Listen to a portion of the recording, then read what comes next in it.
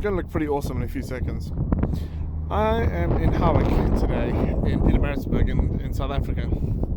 Just across the road over there, I don't know how far I can zoom in there, is the place where Nelson Mandela was captured in 1962.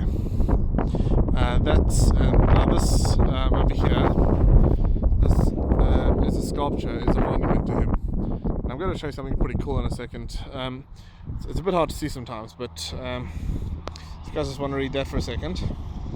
This sculpture commemorates the arrest of Nelson Mandela on this road in 1962. The arrest set in motion trial and subsequent 27-year incarceration and long walk to freedom. Now, this is a fairly big thing for South Africans. Americans probably won't really give two shits about this, but this is a big thing for South Africans, especially for my mum and my aunt, because the trial was part of their generation. So I've been hearing a lot about it in my visit here.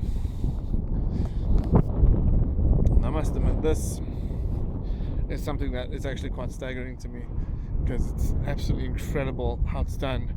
This is literally what looks like about 40 or 50 poles. I haven't counted all of them together, but when you look at them from the right angle, they form something quite magnificent. So let me know when you can see it. Maybe we should go in at the correct angles.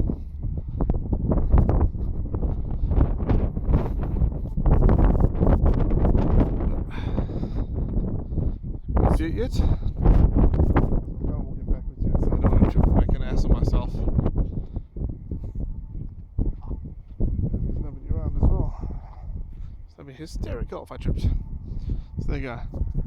There's all those poles form a statue of Nelson Mandela's face. How amazing is that? Literally, you just have to walk a few steps to the side. Look like nothing but a couple of poles. A few steps to your right. The face of Nelson Mandela. Thanks for watching.